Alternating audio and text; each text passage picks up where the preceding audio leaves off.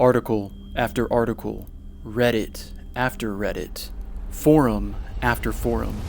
There seems to be a problem, and medication is not accessible.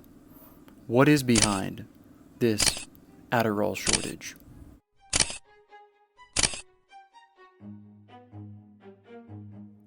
So let's go back to when this Adderall shortage first started. And it started after the year 2020 and 2021 due to the thing that happened that I can't speak of. But back in October of 2022, the FDA finally released a letter. And they were essentially stating that there was a shortage of immediate released formation of amphetamine mixed salts, which is Adderall, and extended released as well. And the FDA is in frequent communication with the DEA and the manufacturers. And first, the FDA and DEA, just to remember, they're two agencies. They work hand in hand with each other, and they're the ones giving a lot of these updates in regards to this shortage. Now, as a reminder, the DEA did cap the limits on how much of these controlled substances could actually be produced after the pandemic started due to the amount of telehealth, essentially, prescriptions were being written. But you would think with there being more scripts written because of how easy it was to be obtained now, the medication, that they would have raised it. And they'd start actually looking at this from the patient's perspective. Now, another interesting fact is the DEA, America's kind of unique in this situation where the DEA made it where we can't actually, as American citizens, legally actually get a prescription outside of, like, if we have a prescription, be able to get it outside of the United States, while other countries like Canada, for example, if they're experiencing a shortage, they can actually get it in the United States legally, which is probably leading to a lot more problems in regards to, I don't know, black market issues, because as it stands right now in the year 2024, the black market and controlled substances being bought has went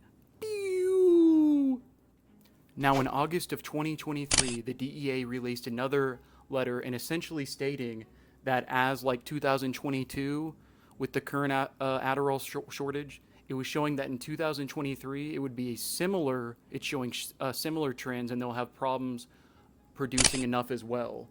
And as a matter of fact, it was resulting in a shortfall of over 1 billion doses, which we'll go into a little later about how many people are diagnosed with ADHD as well, and how this is affecting plenty of people. Oh, and also, fun fact, the 18 of the manufacturers of Adderall do not have to report why they are having a shortage, but if they are having a shortage to the DEA, which I just find, I don't know, ironic. Shouldn't we have some more information on why there are these shortages? And I don't want to make any accusations or anything, but I think you might be able to put the picture together, but I can't dive into that topic right now. But yes, they do not have to state or give any insight to us, at least, why they're having shortages in regards to production. So how is this shortage affecting people with ADHD? And let me preface this by saying that if adults and adolescents and children are getting the proper treatment they need, that the overall chance and risk of death drops dramatically by almost 20%. There are multiple studies showing this, which is a good thing. Now, also, let's remember that over 8 million people are affected by ADHD. And what it is showing that with the shortage, really at any given time, at least a fourth of the population is being affected, and in particular, adults. Right now, children in particular, there hasn't been a huge uptake in regards to increasing in the amount of prescriptions being prescribed right now, but there's still a shortage concern with it. But as stated a little earlier, where it's really affecting is when there was telehealth going on during the pandemic, there was a huge increase in regards to the amount of prescriptions being written. Now, let me throw some facts out there on how this shortage is affecting people diagnosed with ADHD, from children all the way to adults. So with over 8 million adults being affected and living with ADHD, if it is left untreated, there are some astounding results they have found in increases and things that really shouldn't be at these points. First and foremost, there can be up to a 20 to 30% chance, if left untreated or they're not getting their medication, of having anxiety, depression, potentially bipolar disorder, and also suicidal ideation can potentially go up as well. And as stated, it has been shown that there can be up to a 20% increase in just death in general if left untreated. Another interesting fact is for adolescents and adults, they have a higher chance of developing substance abuse if it's left untreated or they cannot get their medication. Also, there's a higher chance of pregnancy rates if left untreated. And in particular, there's a study that found that there's a 10% increase in pregnancies. And lastly, which across the board in general, and this is even excluding ADHD, motor vehicle accidents can be the number one reason of adolescents and adult deaths. If you have ADHD and it's left untreated, yeah, you guessed it. You have a higher chance of potentially being in a motor vehicle accident as well. Which finally, in conclusion, leads to, with this shortage, why the heck is this not being considered an emergency for people? And in particular, not even that, with shortages, all the amounts of side effects in going through detox and also trying to work if you have ADHD and not having access to your medication. But that's just not having your medication. As stated with this, you're left untreated for your ADHD, unfortunately, can just be a lot harder. And statistically, mental health disorders, and also with kids in general, they have a higher chance of, if they don't get treated when they're younger, of having of ADHD and they're affected by it. Children, they have a higher chance later in life of developing anxiety or depression. And finally, let's look at some of these Reddit experiences and some of these forums where people have discussed how much worse some of these generic prescriptions are that have come out. And the thing is people are just getting what they can get with there being a shortage. It's first come, first serve with it. And unfortunately, with some of these generics, it's causing all sorts of side effects, as stated in the last video, which you can check out if you want. But yeah, let's read some of these Reddit stories, and let's see what some people are saying about this in regards to the generic medication that they're pushing out and the brand. Oh, and real quick, right now, sometimes they're not making more of the generic, and these companies are buying out. We're coming in quickly as coming in to buy the medication, the brand name, quickly off the market, and they're reselling it, and they're charging sometimes, what you could get a basic Adderall prescription for like $30 with or without insurance. Now people are having to pay upwards of $300 to $500, which is ridiculous.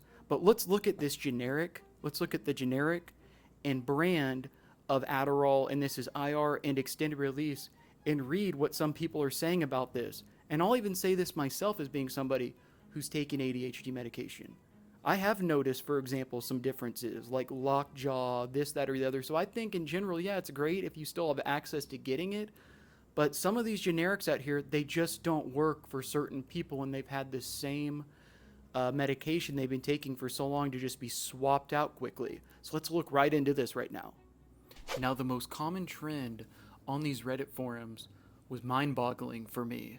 You would expect that there'd be one group of people who would say, there are no changes, it's all a placebo, 50%, to the other side saying, no, there's a lot of side effects and there's a lot of problems and I'm having all sorts of struggles. Either the medication is not effective at all, or, for example, I'm having side effects that are making my day-to-day life a lot harder and I'd rather go off the medication when switching from brand to generic. Now, like for this example, this is how a lot of them went, and it's just comment after comment after comment. In this one in particular, it starts with somebody saying, look, it's a placebo, it's more than likely all in your head. There are fillers in the generics that they're making, and the inactive ingredients can technically be a little bit different in the generic. However, the active ingredient should be the same. And then the comments under them typically go kind of like this. And keep in mind too that this person saying it never mentions if they actually ever have had an experience taking the medication at all. But in the responses, you get things such as like 100. I went from 100% effectiveness with the brand to being put on generic due to the shortage, and having pretty much zero. It's not working at all, going from 100% to maybe 10% at most effectiveness. Or in this next one, for example, having to go from the brand to generic due to insurance, and them stating the cost was so high and it wasn't even worth taking because they weren't feeling it at all. And then when they went back to the brand, it was a day and night difference. The effect, they were having the effect that the intended or desired effect again. Or in this last example of somebody saying that they had to go from brand name Adderall XR to generic XR, and essentially when they were switched to that generic version, which was, yes, cheaper, but they've been taking brand for a while, they started having that feeling, which is just, once again, that it feels too stimulating. And people who take Adderall for ADHD, a lot of times, it's not that at all. It helps them focus. It helps calm them. But they were having extremely high heart rate. They didn't feel themselves. And they even went back to the brand name they had the option to, where they were paying a lot. But then they had to switch and they went to IR Adderall. And I think that's wrong. I don't think people should have to suffer that way. Now, it's up to you to actually, if you read some of these things, to actually believe it. But if you have taken Adderall and been affected by this shortage, have you had any problems with it? Have you had any side effects? Have you not been affected at all? Because what I'm seeing is stated a little earlier that there's a lot more people having problems with these generics and with these shortages being switched even between generics as well, that they're not all the desired effect of what they should be. I know for me, for a while, when I went through a change of generics, I had side effects as stated in my last video, locked jaw and whatnot. So leave a comment if you've been affected in this way when switching from brand to generic, or switching just from generic to generic. And I think it's safe to say that there's more problems being created than solutions, due to the fact that the DEA won't even considering raising the amount being produced by these manufacturers until December of 2025. It's when they'll even look at it. And remember what I told you earlier about these manufacturers, unfortunately. All they have to report to the DEA and FDA is that, yeah, they didn't produce X amount and there's a shortage going on. But they never have to tell you, the manufacturers never have to tell you why they aren't producing the amount that's needed on the market.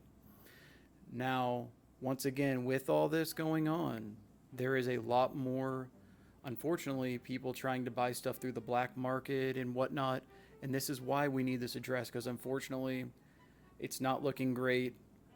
Maybe past 2025, 2026, there'll be more answers, and maybe some manufacturers might be held more accountable and give answers on why they're being short.